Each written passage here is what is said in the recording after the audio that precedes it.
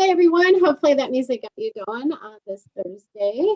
I'm very happy to have Andy Hagerman back with us for another session with Pro Tools. And today's session is called Grooving.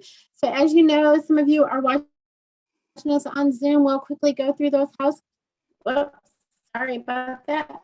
We'll quickly go through those housekeeping items. As you know, the session will be recorded because we'll post these back to avid.com. Your audio is muted. You can still ask questions using the question field, or you can raise your hand if you're having an issue and I'll take care of that for you.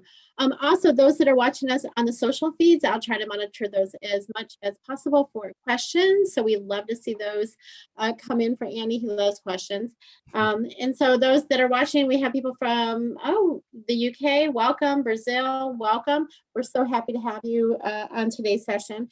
And again, we'd love to have Andy. He's one of our master instructors and also writes a lot of our curriculum. So with that, Andy, I know you have a lot to cover. I'm going to go ahead and hand it over to you. I do have a lot to cover, but I've got coffee in my hand. I'm ready to go. All right. So the title of this, so are you seeing, Dawn, are you seeing the grooving slide here? Yes, Great. I do. So the title is Grooving. And it's a big topic. We could spend days talking about all the different kinds of grooving. But what I want to do is I want to show a specific workflow that hits three different features within Pro Tools. The first one is folder tracks. And the second one is real-time MIDI properties. And the third one is elastic audio. We're not going to go all the way down the road of any one of these, but I want to show you how we can real quickly take a lot of different features and make a workflow out of it. The first thing I'm going to show you how to do is to build an editor, a drum editor inside of Pro Tools. Now, one of the things that Pro Tools doesn't have, and I kind of miss it, is we don't have a 707 or an 808 style drum editor. And anybody who was born in this century probably doesn't even know what I'm talking about. But this is the Roland TR-707, which it's an old 1980s piece of gear. It has a brother who's the TR-808. A staple of beat making back in the 80s. And what it had, if you take a look at the bottom row, you see you've got 16 buttons. These correspond to 16th notes in a 4/4 bar. And if you take a look up here at the top, you see this little kind of grid, and that's your traditional matrix or grid style drum editor. And Pro Tools doesn't have that. So what we're going to do is we're going to build one. And let me just real quickly show you how I'm going to do that. So right here, I've got a number of different tracks, and I want to kind of let you know how this is laid out. So I've got a number of different MIDI tracks, and each one of these MIDI tracks has one note on it just so I can test it out. And all of these tracks are going to expand, which is a virtual instrument plugin, very useful for a lot of different things. And my expand plugin is this blue track up here. This is a routing folder track. So it's a folder track, which will allow me to also host plugins. It's kind of the combination of a basic folder and an auxiliary input track. And it's perfect for this kind of work. Now, the first thing I'm going to do is I'm going to take all of these individual MIDI tracks. I'm going to select them, and I'm going to drag them from basically the root directory, if you want to think of it that way, into my folder. And you can see I've got a little yellow box that comes around it. And that is going to tell me that as soon as I let go of this, then these tracks will now be inside the folder. Now, why is that important? It's important now, or useful, because I could now select my folder track, and if I hold down Shift and F, I can close the folder, or I can open it back up again. If I don't want to remember the shortcut, there's a little folder icon down here in the track, and I can click that, and I can open and close the folder that way. But honestly, if you're going to start using folder tracks, the shortcut Shift F is going to open and close any selected folder tracks. Now, I've got one note on each one of these tracks. This bottom one is a kick drum, a snare drum. So I've got these individual tracks, one note per drum. And so we're kind of on our way to getting a drum editor, but it doesn't really look that good. And I'm going to show you one thing that's going to make things immediately start looking a lot different. Now, you probably know that we have different kinds of track heights. So I can make, for example, the kick track taller or shorter. But what you might not know is there's one other track height that we have, and it's a single note track height specifically for this kind of work. So what I'm going to do is I'm going to right click on the keyboard, and I'm going to go down here to a single note height. And because there's only one note on here, a kick drum, I'm going to just choose C1, which is that note. And if I'm going to keep on going up here, single note, D1, and so on and so forth, single note, G1. And now what I've got is I've got a track that is as small as it can possibly be, and it's going to only have one note on it. So if I clicked on this, you would hear the kick drum is going to play, and in here you're going to hear the snare, and you're going to hear hi-hat. And once I get done with that, I'm going to go, I will see something like this. And there we have basically a routing folder track with the drums, with all of my tracks set to this single note height. And it actually starts to look a lot like that drum editor. And creating a beat with this kind of a drum editor is super, super easy. And so what I'm going to do is I'm going to go over here, and I'm going to start playing back. And I'm going to use the pencil tool here, and I'm just going to put a snare drum on 2 and 4.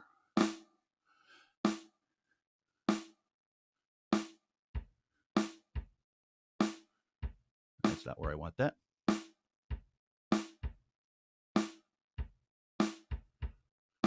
And I can start put. There we go. And you can start building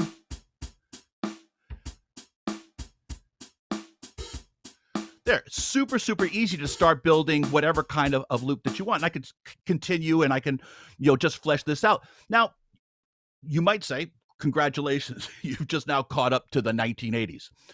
And you're right, except there's a lot of stuff that I can do here that I can't do with your old 707s or 808s. For example, I can change the grid. So whereas with the 707s and the 808s, you're kind of stuck with a 16th note grid. Well, if I want to, I can go here and I can go to my grid setting, and I can have it be 8th notes. Great, done. Now we have 8th notes. If I wanted to do a shuffle groove, I could actually go to an 8th note triplet. There we go. Now we have a different kind of groove. So you've got any kind of groove that you would normally, or grid that you want to work with, you can just change it to be whatever you want to. Here's another thing. Now, what I'm going to do is I've got my group selected over here, and I've created a group of all of these tracks, right? So here's all of these different tracks, and they're all selected at this point. One of the things that's really nice is that all of these tracks have all the functionality of any MIDI track. So I can go over here to these little drop-down buttons here of any single track. And if I want to see, let's see, I'll show automation lanes, and it's going to show me all kinds of data. And this is data that you wouldn't see with a drum editor, but I can see pitch bend. I can see velocity, which is very, very useful for me. If I want to change what I want to see, so I don't want to see pitch bend, maybe I want to see, I don't know, let's say, expression, which is something I use quite a lot, especially with strings. Maybe with drums, I could do the same thing. And when you want to close this up, because these are all grouped together, they're going to change at the same time. All I need to do to close them back up is I click one of the, and don't show automation lanes, and I'm right back. So it's super, super easy to get any grid that you want. It's very easy to work with. I've got a lot of flexibility with, any of the volumes, with velocity, all that stuff. Now, you might also say, hey, Andy, this took me forever to create. Do I have to do this each time? No, you don't. So what I can do once I get this all done is I'm going to do a right click.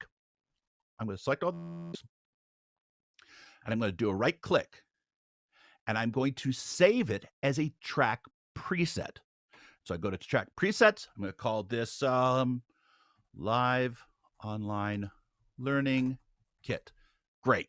And I can choose if I want to the track data that I want to recall, but I can leave that at the default here, and I click OK.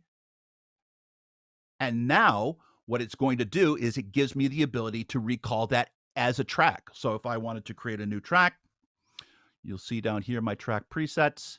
Down here, I can see any of the track presets that I wanted to create. So I've saved these. I didn't know where I saved it. I'm sure it's in there somewhere. But a track preset can be recalled in any kind of situation. And when you recall that track preset, it'll open up not only one track, but it will open up this entire arrangement and you're off and running. You could also, if you wanted to, save this in a session template. Either way, they both work completely fine.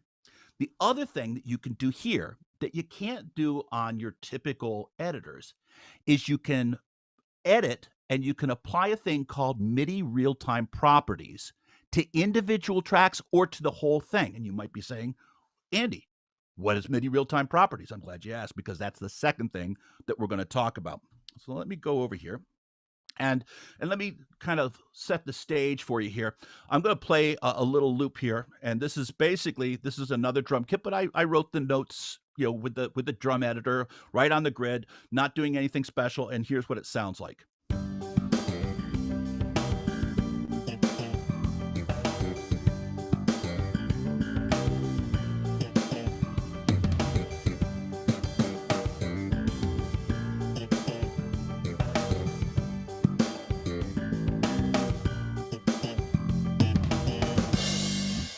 Okay, it's fine. There's nothing wrong with it, except for as it has absolutely zero soul in it. Everything is mathematically perfect.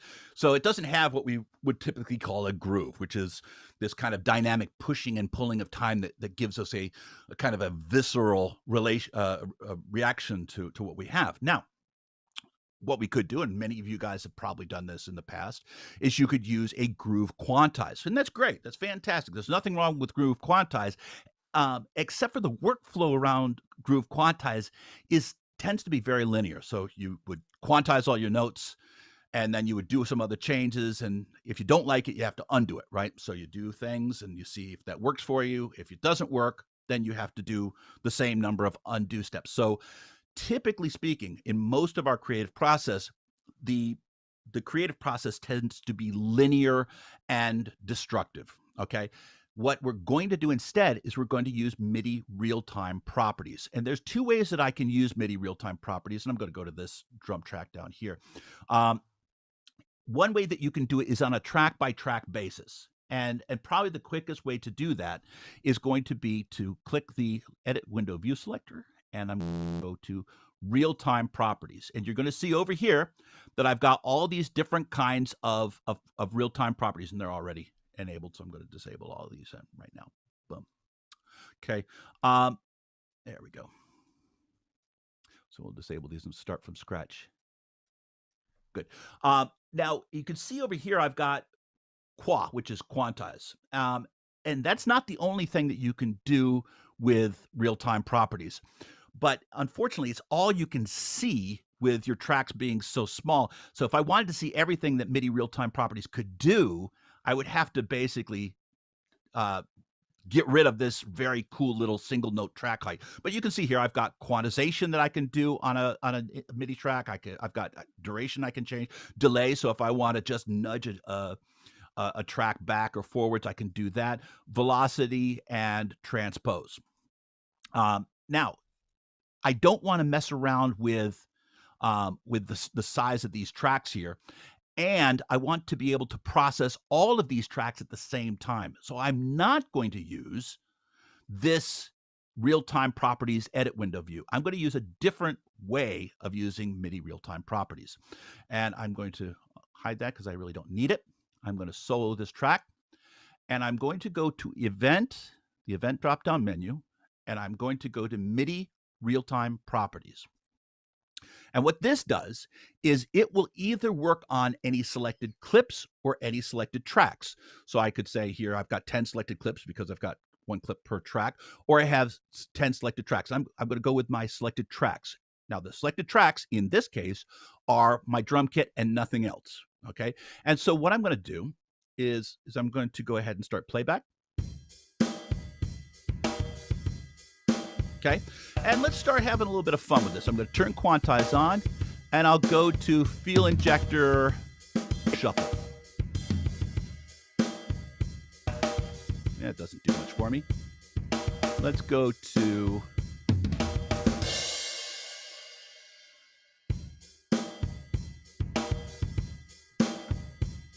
Doesn't do much for me either. Let's see here. Let's go to Logic. And we'll go to 16F. And it's just now changed a little bit what's going on there. Okay. Now, we'll go here and play around with the strength as well. Now, what you can do here is you can apply this to all the different tracks. And if I open this up again, if I go to Midi Realtime Properties, you're going to see here that it's also being shown here. So Logic Swing is the same thing that I've called up here. So if I change this to, oh, I don't know, MPC 16th note, 52%, you can see that's now just changed. And so I can change basically anything I want. So let's go ahead and do something that I'm pretty sure is going to help out a little bit. Go to MPC 62%. Okay. Now, what I can do is I can write that to the tracks, or I can keep it as a dynamic thing, but I'm going to go ahead and write it to the track. Great. And so I've made a little bit of a change in the tracks. Now, the cool thing about this, actually, let me back up. Let me undo what I just did. I can actually listen to it with the Quantize on.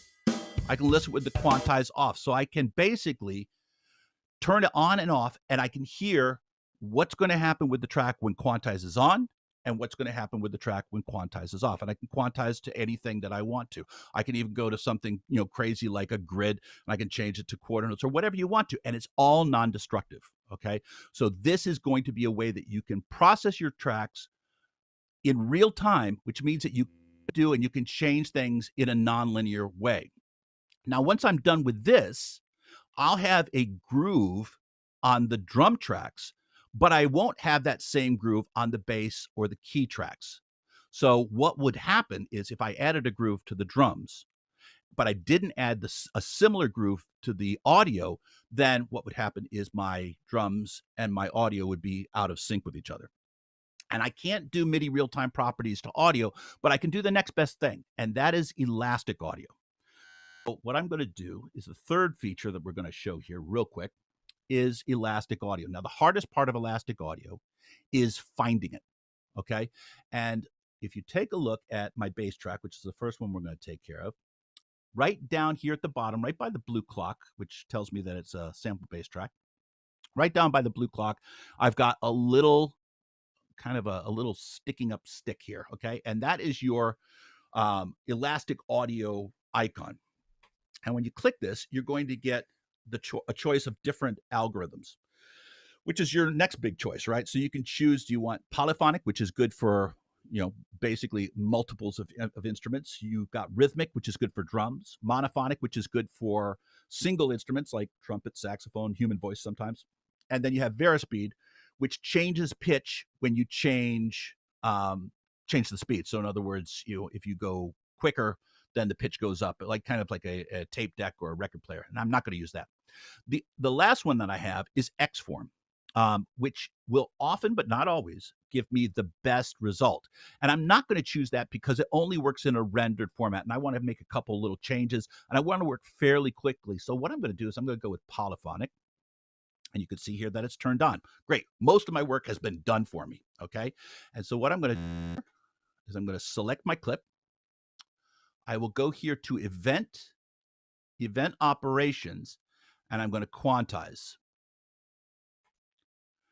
And so what's going to happen here is I'm going to choose MPC grooves, and I believe I chose 62%. And I'm going to be not going with audio clips. I'm going to be quantizing elastic audio events, and I click apply. Boom.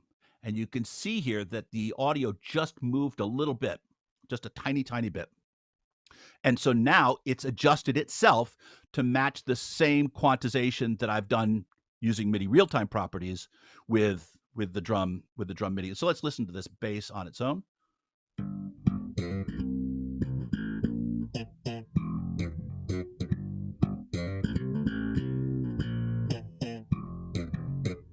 So it's now got a little bit of a shuffle that it didn't have before. Here's what it sounded like before. I'll undo, right?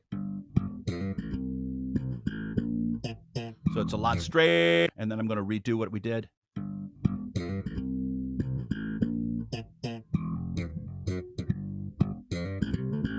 So it's got a little bit more of a shuffle in that it didn't have before.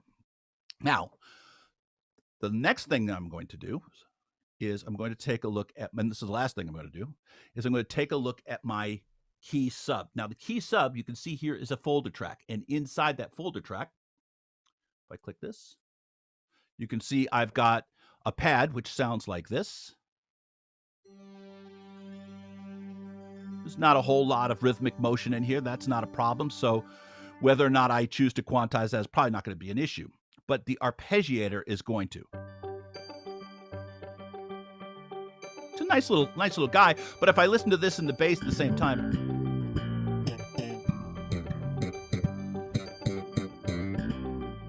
see that the bass and therefore the drums are not going to groove together with that arp. So I'm going to do the exact same thing with the arpeggiator. So I'm going to go over here. Now, for those of you who are MIDI guys and you want to use elastic audio, Quantize, there we do have a shortcut. It is Option 0.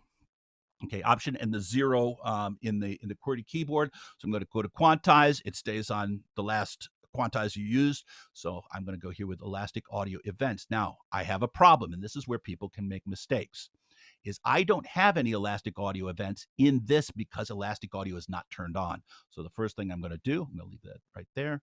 I'm going to go over here. I'm going to turn on Polyphonic. Great. And now if I click apply, boom, and you can see that it moved around just a little bit. So now if I play these both together,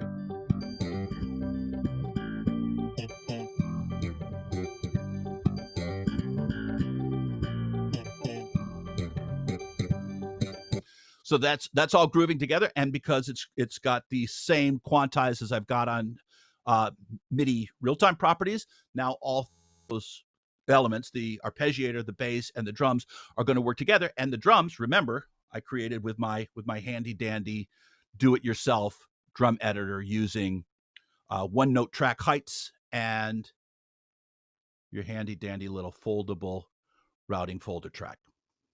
So that's a real quick workflow that I use all the time.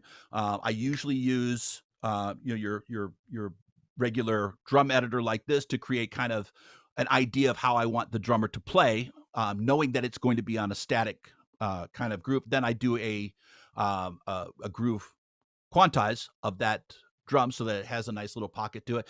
And either I'll record to that, or if the audio's already been recorded, which is what's happening in this case, if that's already happened, then I go into elastic audio and I will quantize that elastic audio in the same way as I quantize the MIDI, and we're all done and we're grooving. And that is the workflow that I wanted to show today. Dawn, do you have any questions from the audience? Let's see. So far, there are not any. Let me scan here, make sure I'm not missing something. But go ahead and enter questions. If you're on the Zoom, you can enter it in the Q&A field. If you're following us on social, I am trying to monitor several of the feeds. So if you have a question, go ahead and post that now. One question, can you show us how to turn on the elastic audio again? Sure. Of course I can. So I'm going to go here. And by the way, whoever it was asked, that's the hardest part of elastic audio is finding it.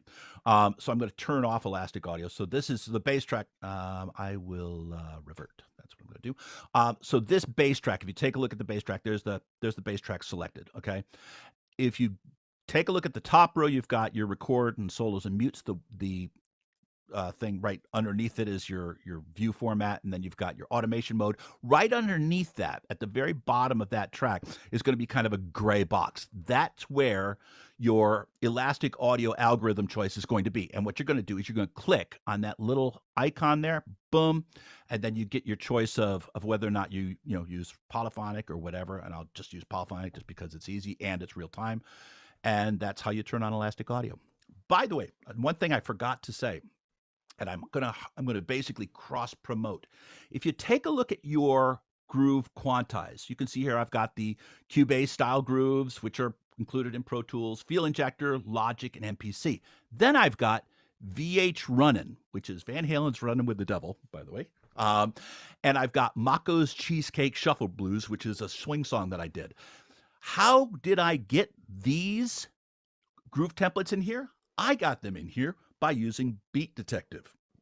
And we've got another live online learning seminar that is in the archives, I believe, Dawn, that shows you how to use Beat Detective. And one of the great things that you can do with Beat Detective is you can take a drum groove that you really like, then you can analyze it and you can save it as a MIDI groove template. And if you save it in your as a groove template in the default location, then it becomes yet another thing that you can quantize. Awesome. And yes, Beat Detective is back there on avid.com, the live online learning series. So I know that one's posted. So if you did miss that session, you can go back and take a look. Let's see, we have a question. I'm not sure I'm fully understanding the question, but I'll ask it, Andy, and then maybe Sure. you're able to decipher it. Can it be printed in a wave? Can it be printed in a wave? So I think what the person is asking is okay. The answer to all these questions is yes. So let's talk about elastic audio. So let's assume that this track was elastic audio and I chose to, you know what I'll do? I'll go ahead and quantize it again. Oops. There we go. I'll quantize it again just to make sure. Let's see here, because I've done so many different things. Okay, so the notes just moved. So I have changed this. Now there's a number of different ways you can print this. If I consolidated, so if I went up to Edit and Consolidate Clip, or the shortcut, which a lot of folks know is Shift Option 3, that will print it. That will render out a new file that has these elastic audio events that are been changed. The other way you can do it is you can go to your elastic audio, and if you turn off elastic audio, you'll get this message saying, do you want to revert back to what you had, which means basically undo, or do you want to commit, which is basically going to do a consolidate, and that will basically render it down or print it. Yet another way that you could do this is to go to your track, and I'm going to right click on the track name, and I can commit. And basically what will happen is it will create a new audio track with the changes and the plugins and all that other stuff. Now, with the drum MIDI track, life is a little bit different, right? Because this is a routing folder. It doesn't have any audio on it. This is a virtual instrument, but could I commit this track? Yes, I can. Okay, so you can commit that track too, or if you want to do a kind of temporary thing, you can go ahead and freeze the track. And what will happen is, because Zoom is on, it will take 5 times longer than it normally does. But while I'm telling a joke and vamping, at the end of this progress bar, you will see a drum loop will appear, hopefully, if I've done my job right. Come on.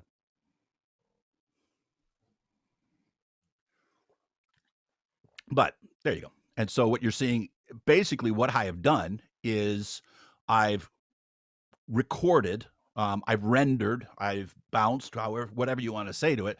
I've rendered the output of this instrument and the plugin on there. So I've printed the track. Now this is freeze, so this is kind of a temporary thing. But I could also go ahead and right click this and choose commit, which does the same thing, but it creates a whole brand new audio track. So there's a lot of different ways that you can save your work. And by the way, when you do this, you are also reducing your CPU load.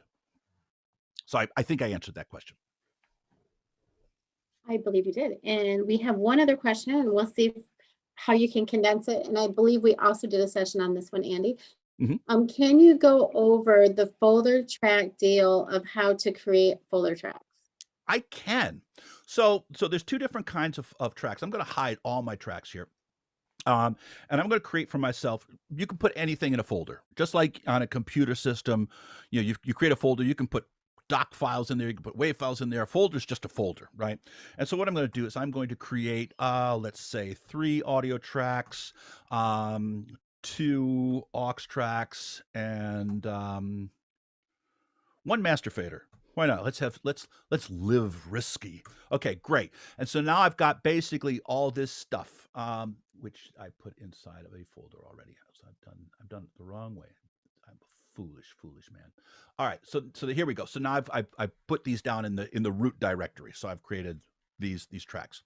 Now, if I want to put them inside of a folder, there are 2 different folders types that I can do. I could create. So I'm shift command and opens up the new tracks dialog box. And if you go up to the top here, you see I've got two different kinds of folders. I have a basic folder. Let's start with that one. So if I go with the basic folder track, named none of my tracks, so I'm a very, very naughty boy. Here's a folder, and just like any folder, you can just put anything into it. So I'm just going to go ahead and select all these tracks, and I'm going to drag them into the folder and drop, just like you would with a folder on your Mac or your PC. Now what happens is they are now inside this folder, which is simply a dumb box that you can put anything inside, and Shift F is going to open and close that folder, right? Now, a second way that you could work this is I'm going to go ahead and let's see if I can't do this right way. I'm going to create for myself five audio tracks.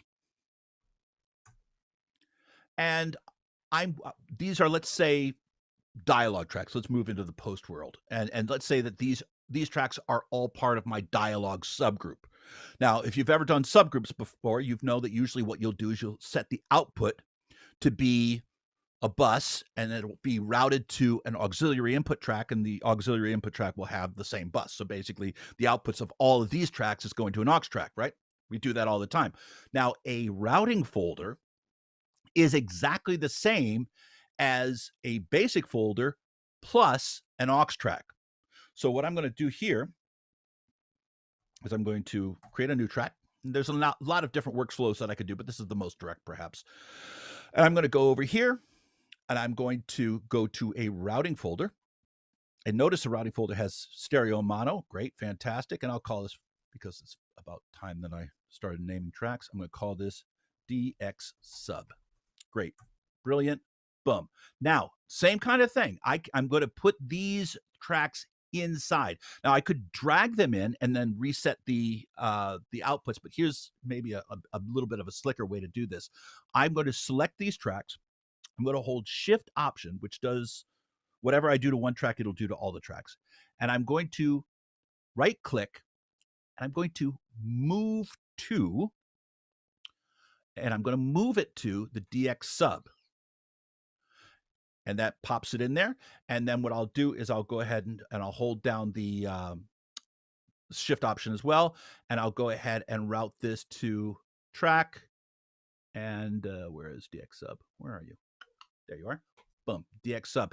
And now the output of all of these is going to the input of my routing folder. So all of these dialogue tracks would then pass through this, just as if this routing folder was an aux track. And again, because it's a folder, we can basically open and close that folder, which is a fantastic way to organize. I'll be honest with you. Ever since folder tracks were even in beta, I think absolutely every single one of my sessions, I don't think one of my sessions has not had folder tracks in it. So hopefully that gets you started down that road. But it really isn't that hard. It's just new, you know? Cool. Awesome. We were just a little over, but we did have one quick question coming in. So we Sure. could just cover this one really quick. And it's, is there a way to cut just one note of a chord in Midi? For example, keep the bass as a whole note and chop the top note into patterns. Yeah, there is. So let me go into a MIDI track. Let's create a new MIDI track. That's a great question, by the way. So I'll go here to a MIDI track. Why am I doing it this way? I'm a big dumb animal. All right, so we're going to go here. I'm going to, so you can see this a little bit. So what I'm going to do is, I think I know what he's asking. So I've got a long note here, and I've got another long note, another long note. This is really not a chord, but it's 3 notes, right? So it's not the slickest thing in the world. Now, what he wants to do, I believe, is he wants to separate some of these notes, but not all of them. He wants to create a pattern. So leave this note alone, but to break these guys up. So let me see, how would I do that? Let's see here. I would probably go here. It's a really good question. I'm trying the best way to do that. Nope, that's not going to be the way to do it. Let's go here, and I'll hit the B key. Nope, you're not doing it for me. Let's see here.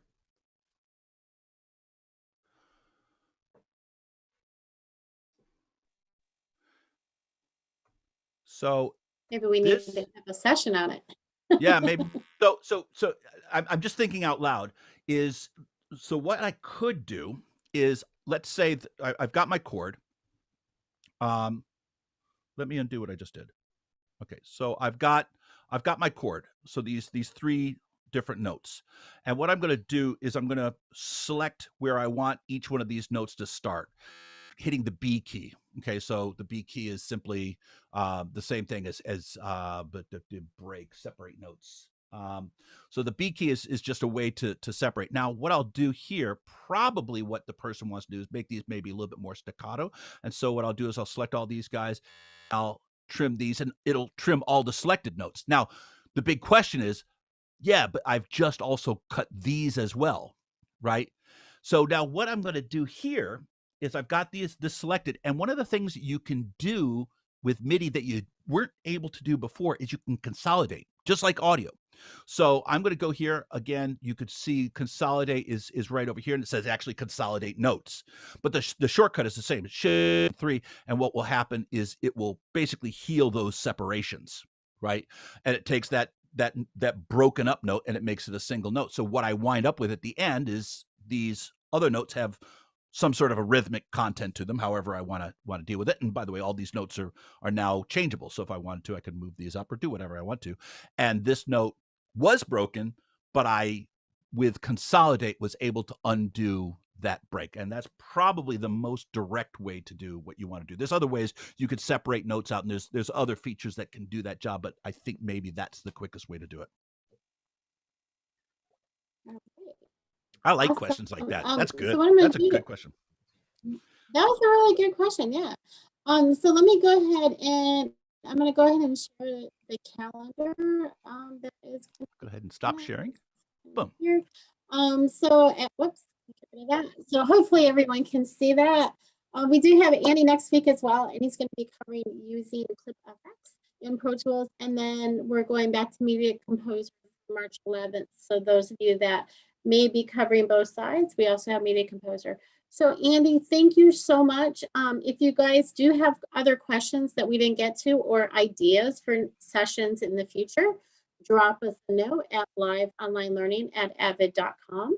And thank you all for joining and the great feedback and all the hearts that went out to Andy. So we really appreciate that. And thank you, Andy, for staying up extra early or extra late. I'm not sure.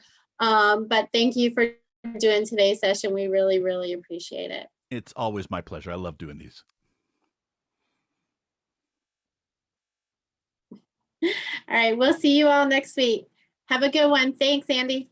Take care. Bye.